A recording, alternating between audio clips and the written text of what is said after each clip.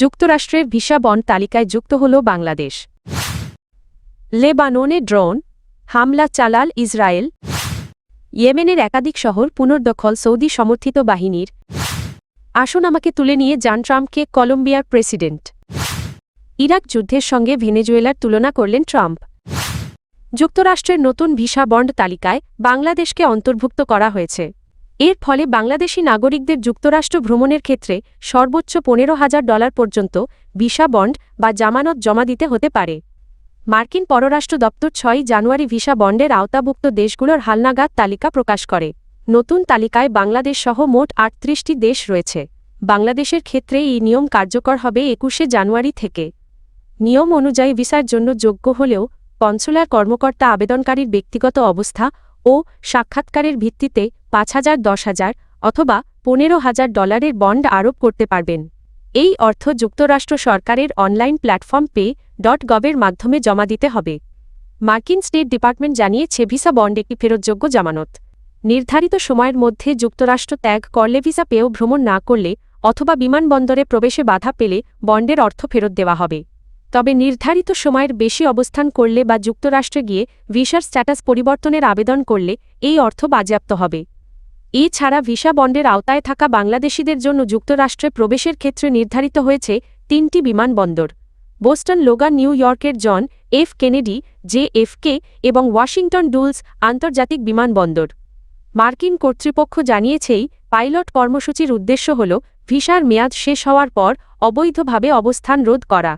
এর ফলে বাংলাদেশিদের জন্য যুক্তরাষ্ট্রের ভিসা প্রক্রিয়া আরও ব্যয়বহুল ও কঠিন হয়ে উঠতে পারে। লেবাননের দক্ষিণাঞ্চলে একটি গাড়িকে লক্ষ্য করে ইসরায়েলি ড্রোন হামলায় 2 জন নিহত হয়েছেন। রোববার লেবাননের স্বাস্থ্য মন্ত্রণালয় এ তথ্য জানিয়েছে। ইসরায়েলি সেনাবাহিনী দাবি করেছে আল জুমাইজিমা এলাকায় হিজবুল্লাহর এক সদস্যকে লক্ষ্য করে এই হামলা চালানো হয়। তবে নিহতদের পরিচয় সম্পর্কে বিস্তারিত কিছু জানানো হয়নি। এর আগে একই দিনে ইসরায়েলি ড্রোন দক্ষিণ লেবাননের ওদাইসে শহরের কেন্দ্রস্থলে একটি বোমা নিক্ষেপ করে। পাশাপাশি আইতারুন এলাকার আশপাশে একাধিক দাহ্য গোলাবারুদ ছোড়া হয় বলে জানা গেছে। উল্লেখ্য, যুক্তরাষ্ট্রের মধ্যস্থতায় 2024 সালের 27 নভেম্বর ইসরায়েল ও হিজবুল্লাহর মধ্যে একটি যুদ্ধবিরতি চুক্তি স্বাক্ষরিত হয়। তবে যুদ্ধবিরতি কার্যকর থাকা সত্ত্বেও ইসরায়েল এখনও লিতানি নদীর দক্ষিণের কয়েকটি এলাকায় অবস্থান বজায় রেখেছে এবং সেখানে নিয়মিত হামলা চালাচ্ছে। দক্ষিণ ইয়েমেনের হাজরামাউত ও আল মাহরা প্রদেশের নিয়ন্ত্রণ পুনর্দখল করেছে সৌদি আরব সমর্থিত সরকারি বাহিনী। সংযুক্ত আরব আমিরাত সমর্থিত বিচ্ছিন্নতাবাদী গোষ্ঠী সাউদার্ন ট্রানজিশনাল কাউন্সিল বা STCর কাছ থেকে এসব এলাকার নিয়ন্ত্রণ নেওয়া হয়েছে।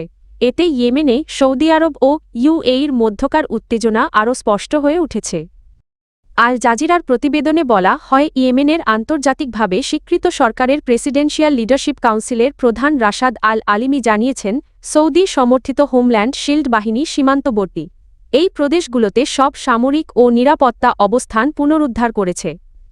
সরকারি সূত্র জানায়, হাজরামাউতের রাজধানী ও গুরুত্বপূর্ণ বন্দরনগরী মুকাল্লা সহ প্রদেশটির সব জেলা এখন সরকারি বাহিনীর নিয়ন্ত্রণে।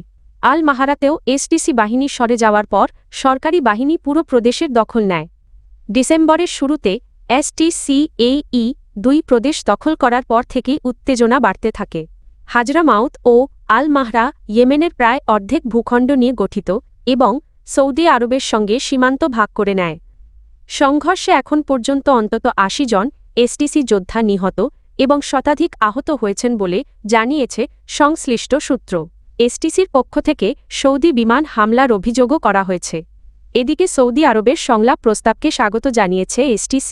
তবে দক্ষিণের বন্দরনগরী আদেনে চলাচলে বিধিনিষেধ আরোপের অভিযোগ তুলে ইয়েমেন সরকার তা প্রত্যাহারের আহ্বান জানিয়েছে। হাজরামাউতের কিছু এলাকায় স্বাভাবিক জীবন ফিরতে শুরু করলেও আদেনসহ দক্ষিণের কয়েকটি অঞ্চলে এখনও উত্তেজনা বিরাজ করছে।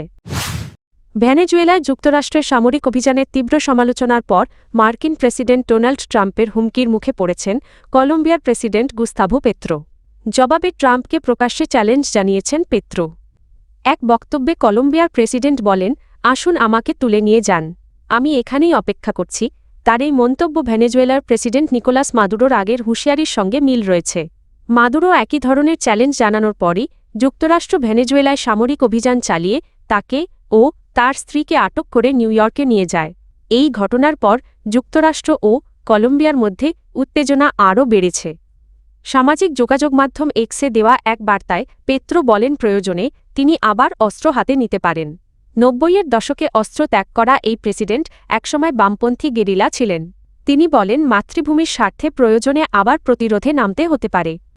পেত্রো সতর্ক করে বলেন যুক্তরাষ্ট্র যদি কলম্বিয়ায় হামলা চালায় বা তাকে আটক করা হয় তাহলে দেশজুড়ে ব্যাপক প্রতিরোধ গড়ে উঠবে।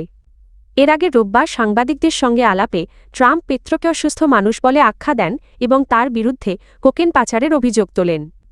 একই সঙ্গে কলম্বিয়ার বিরুদ্ধে অভিযান চালানোর হুমকিও দেন তিনি। উল্লেখ্য কলম্বিয়া বিশ্বের অন্যতম বড় কোকেন উৎপাদনকারী দেশ। যুক্তরাষ্ট্রের প্রেসিডেন্ট ডোনাল্ড ট্রাম্প বলেছেন ভেনেজুয়েলার তেলের নিয়ন্ত্রণ যুক্তরাষ্ট্র নিজের হাতে রাখবে এবং দেশটির জ্বালানি অবকাঠামো পুনর্গঠন করা হবে। ভেনেজুয়েলার বর্তমান পরিস্থিতির সঙ্গে ইরাক যুদ্ধের তুলনা টেনে তিনি এ মন্তব্য করেন। মঙ্গলবার এমএসএনবিসির অনুষ্ঠান এমএস নাওতে উপস্থাপক জো স্কারবরোর সঙ্গে আলাপে ট্রাম্প এসব কথা বলেন। স্কারবরো জানান ভেনেজুয়েলায় সাম্প্রতিক মার্কিন সামরিক অভিযানের পর এবং প্রেসিডেন্ট নিকোলাস মাদুরো আটক হওয়ার প্রেক্ষাপটে তিনি ট্রাম্পের সঙ্গে কথা বলেন। এ সময় ভেনেজুয়েলা নিয়ে যুক্তরাষ্ট্রের ভবিষ্যৎ পরিকল্পনা এবং ইরাক আগ্রাসনের সঙ্গে এর তুলনা নিয়ে প্রশ্ন তোলা হয়। ট্রাম্প ২০০৩ সালের পর ইরাকে যুক্তরাষ্ট্রের ভূমিকার সঙ্গে ভেনেজুয়েলার পরিস্থিতির তুলনা সরাসরি নাকচ করেন। তিনি বলেন দুই ক্ষেত্রের মধ্যে মূল পার্থক্য হল তেলের নিয়ন্ত্রণ। ট্রাম্পের ভাষায় ইরাকের ক্ষেত্রে যুক্তরাষ্ট্র তেলের নিয়ন্ত্রণ নেয়নি, কিন্তু ভেনেজুয়েলার ক্ষেত্রে যুক্তরাষ্ট্র তেল নিজের কাছে রাখবে। তিনি আরও বলেন ২০১৬ সালে তিনি যুক্তরাষ্ট্রের তেল নিয়ন্ত্রণে নেওয়ার পক্ষে মত দিয়েছিলেন। তখন বিষয়টি বিতর্ক সৃষ্টি করলেও এখন তিনি মনে করেন সেটি সঠিক সিদ্ধান্ত হতো। উল্লেখ্য ওপেকের তথ্য অনুযায়ী ভেনেজুয়েলার কাছে বিশ্বের সবচেয়ে বড় প্রমাণিত অপরিশোধিত তেলের মজুত রয়েছে। দেশটির তেল মজুত প্রায় ৩০৩.৮ বিলিয়ন ব্যারেল, যা বিশ্বব্যাপী মোট তেল মজুতের প্রায় ১৯%-এরও বেশি।